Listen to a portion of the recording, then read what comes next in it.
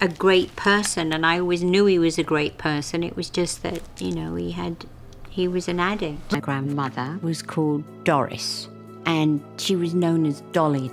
She was a choreographer dancer and worked a lot in vaudeville. In a private statement shared just days after Ozzy Osbourne's passing, Sharon finally revealed the truth she had been carrying alone for years. And what she said wasn't just heartbreaking, it changed all we understood about his final years. Because behind the TV moments and metal music was a woman watching the love of her life fade away slowly. But why did she wait this long to say it? And what was she protecting him from? Well, given that first impression, how in the world did anything ever develop? I went to see their show that night with my father. They performed at this club in London, and I was so in awe of what I was seeing. Again, I hadn't seen anything like that, because all the artists that we had dealt with were very slick and a different category of music, different genre of music, just totally different. And then when I saw and how electric it was and how different, I was like blown away. I was like, whoa. So that's when I became interested in... There was a time Ozzy Osbourne didn't want to live anymore. It was 1979. He had just been kicked out of Black Sabbath, the very band he helped create. During those days Black Sabbath, Ozzy was drinking every hour, doing drugs just to feel something. The drugs, wasn't it? But he locked himself in a hotel room and tried to disappear because there was no one to care. But someone did care, and that someone was Sharon Osbourne. She never cried in public. Not for the controversies. Not for the attacks. Not even when Ozzy was near death. Until now. I met Ozzy when I was around 18, and he came into my father's office for management with Black Sabbath. So I was 18 when I first met him. Love at first sight? No, not at all. I was like, oh Lord, look at them. And they were all odd and hairy, and because I'd been used to dealing with artists that were American, and they were slick, and they were really put together, and they smelled nice, and you know, suddenly these guys come in and they're hairy and they're very, you know, from the north of England, and they don't look or dress like anything I've ever seen. And so I was very... Sharon had known Ozzy for years. She saw him falling apart. And instead of stepping back, she stepped in. She wasn't his wife yet. Not even his girlfriend. But she saw something in him that others had already given up on. She dragged him out of that dark place. Took over his career. Formed a new band. Booked his tours. Found him a new sound, building his future from scratch. Experience play our love story. Ozzy's been a right old with women, and all of this. Well, you have, to be fair. Did you fear the last time that Sharon might actually leave you? Oh, absolutely. I was terrified. Were you addicted to sex? I think it's another fix. If you're a junkie like I was, anything that alters your mind, you go for you. I didn't love any of these people, I know. When they married in the early 80s, despite everything that rocked her world, she stayed, even when he made it nearly impossible. Even when his addictions made him violent. Even when he nearly killed her in a drug-fueled blackout. She stayed. Yeah. I said to Ozzy, if you ever do this to me again, I'm going to cut your hair off, or I'm going to cut all your clothes. Would you rather have had your hair all cut off or the clothes? I wish I hadn't done the stupid thing that I did to get to warrant that area that happening, and that's the truth, because you never know what you've had until you've lost it, and I thought I'd lost it. Cord from C3 to C7 in his neck, and there was no spinal fluid going through, and the cord, instead of being like this, was like this, trapped. So they had to go in and release it, and so that the fluid and that his spinal cord was straight. It's just terrifying, and you just go when he was waiting. But that kind of love comes at a cost, and for Sharon it almost took her life. Sharon didn't just love a man. She managed a crisis every single day. The missed rehearsals, the overdose scares, the shaking hands. Years. Saw it all. While the world saw a wild rock god, Sharon saw the real man collapsing behind the scenes. She wasn't just his wife. She was his lifeline, his nurse, his shield. From my father, business-wise. So I was in a real pickle with my father because he used me as the beard. So after giving her whole life to saving him, Why did she finally stop? Did she know what would happen next? Ozzy Osbourne didn't tell the world about his Parkinson's disease until 2020, but Sharon knew way before then. It was 2003. Doctors had just given them the results. It was a rare version called Parkin 2. Not the kind that just slows you down a little. This one could take your voice, your balance, even your memory. I want to put one thing straight.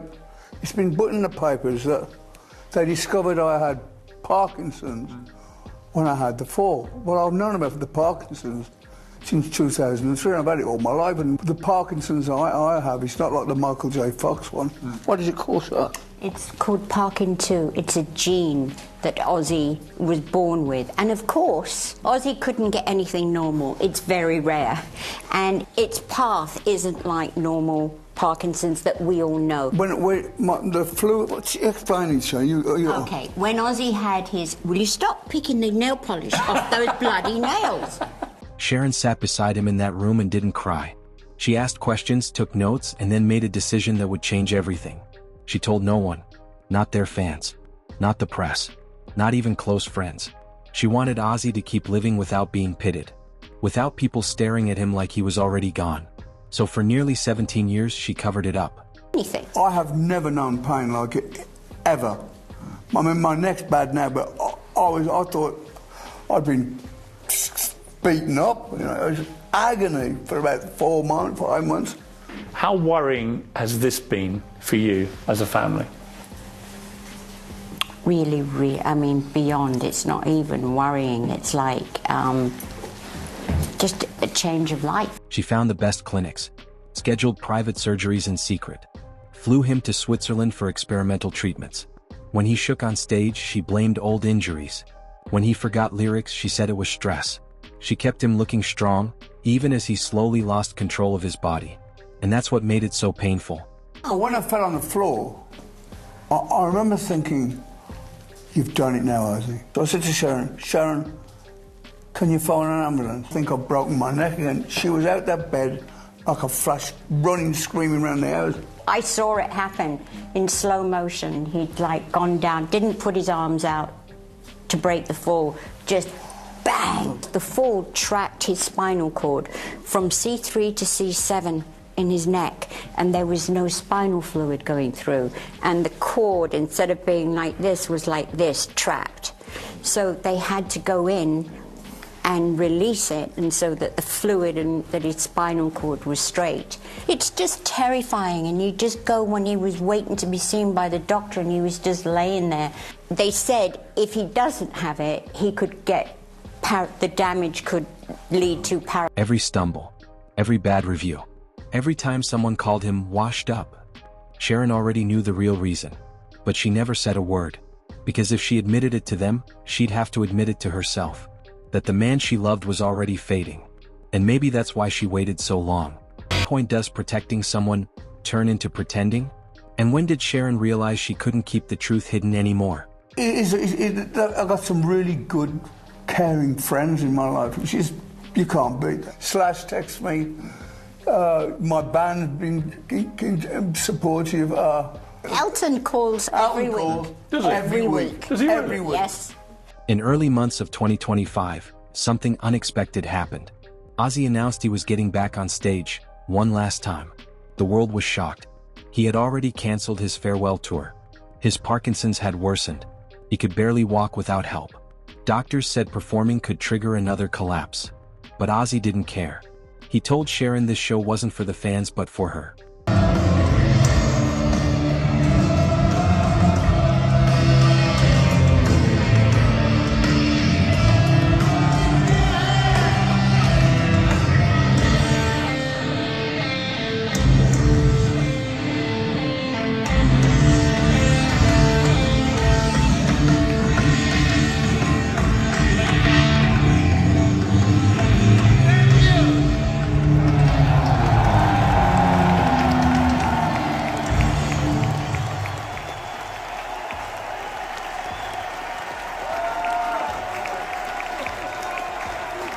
He wanted her to see him whole again, even if just for one night.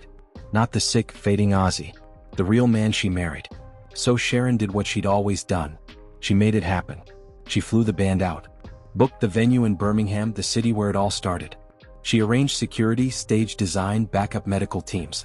Everything.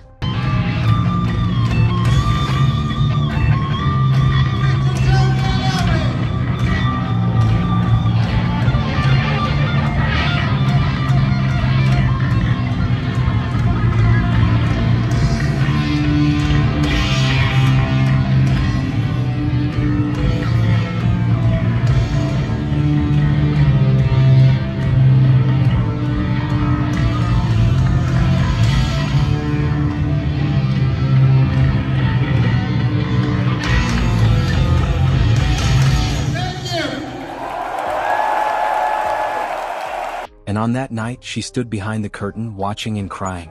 He was slow. His voice trembled, but he sang every word like it mattered. When he walked off stage, exhausted and shaking, he leaned close and whispered in her ear, "Now you can let me go." She didn't answer. She just held him. Because deep down, she knew what those words really meant. But did Sharon understand that this time he truly meant it? So there was no option. We had to do it. He was just laying there, like, white as a sheet. His blood pressure was through the roof, and I'm just like, he's gonna go. I know he's gonna go. I'm gonna lose him. He did it. His arm and leg is so much better, but he's left with unbelievable pain from the surgery. And his doctors think that the shock to his body actually started off this Parkin2 gene, and it's gone. It went from here because Ozzy had. Ozzy died on July 22, 2025, surrounded by family. News reports called it quiet and peaceful, but Sharon says it wasn't quiet at all. He kept whispering things about the stage lights, about Birmingham, about being loud enough. His mind drifted. Sometimes he thought he was performing. Sometimes he thought he was home. She sat beside him, holding his hand, knowing the end was near. But here's what no one knew until Sharon finally spoke. She had already made the choice. No more treatments. No more surgeries. No more fight. The doctors had options, but she said no. She had seen him in pain. She had seen the exhaustion in his eyes. And remember, he had said it himself after that final show, "Now you can let me go." So she did. She let him sleep. She let the moment pass without trying to hold it still. She never panicked or tried to live in denial. She just let love lead. After decades of rescuing him, she finally stepped aside. I met Ozzy when I was around 18, and he came into my father's office for management with Black Sabbath. So I was 18 when I first met him. Love at first sight? No, not at all. I was like, oh Lord, look at them. And they were all odd and hairy, and because I'd been used to dealing with artists that were American, and they were slick, and they were really put together, and they smelled nice, and you know, suddenly these guys come in and they're hairy and they're very, you know, from the north of England, and they don't look or dress like anything. Did Sharon chose to stop fighting because she knew he was finally ready to rest? Or was it because of something else? Emotional, very emotional. The fact that all these people are here to farewell him today, like, what a legacy. And fulfilling one of Ozzy's final wishes, a local brass band played Black Sabbath songs to lighten the mood. His casket adorned in purple flowers, which spelled out his name as it made its... After Ozzy died, Sharon vanished. No press conferences or TV spots. Not even a thank you post. Just silence. And when the family finally shared a public statement, it was a short handwritten note, barely a paragraph. Ozzy left this world surrounded by love, and we are grateful for every moment we had with him. But those weren't the words that stayed with her. A close friend later revealed Sharon collapsed right after signing the message. She cried and whispered something only they heard, "I kept him here too long." That one line said everything. She had begged doctors for more time, flew him across the world for treatments, paid for things no insurance covered. She made him fight when his body had already stopped wanting to. She didn't do it for vanity. She did it because she couldn't picture life without him. But keeping someone alive isn't the same as letting them live. And when he was finally gone, she had to face that. Her grief wasn't just about loss. It was about guilt. So when does love cross the line? from saving someone to holding them hostage. Well, given that first impression, how in the world did anything ever develop? I went to see their show that night with my father. They performed at this club in London, and I was so in awe of what I was seeing. Again, I hadn't seen anything like that, because all the artists that we had dealt with were very slick and a different category of music, different genre of music, just totally different. And then when I saw and how electric it was and how different, I was like blown away. I was like, whoa. So that's when I became interested in Black Sabbath. Well, when did you and Ozzy begin to get... Everyone said it was peaceful, but Sharon knew better. Ozzy didn't just fade away. He unraveled slowly and painfully, piece by piece. She watched him lose control of his body. She heard the confusion in his voice. She saw him struggle just to be seen as himself, and she kept trying to pull him back. You're fucking crazy, bro. Are you ready? I can't fucking hear you. Are you ready?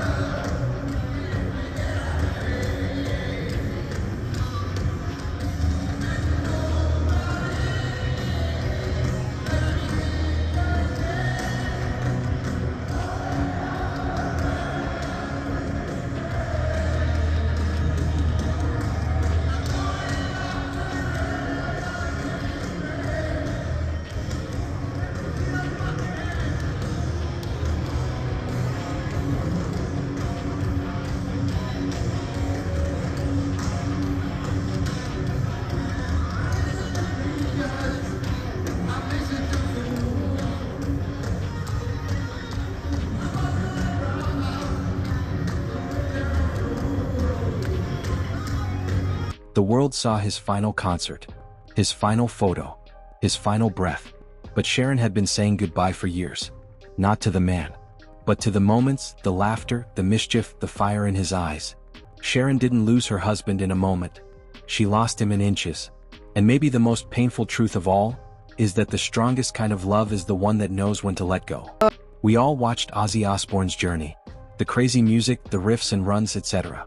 But we didn't see the woman behind the curtain, the one who kept him alive, cleaned his blood, managed his pain, and finally chose to let him rest. So here's the question. If you had the power to keep the person you love alive, even if it meant watching them suffer, would you do it? Because Sharon did. And now she's left with only the silence and the weight of a choice no one else could make. What would you have done?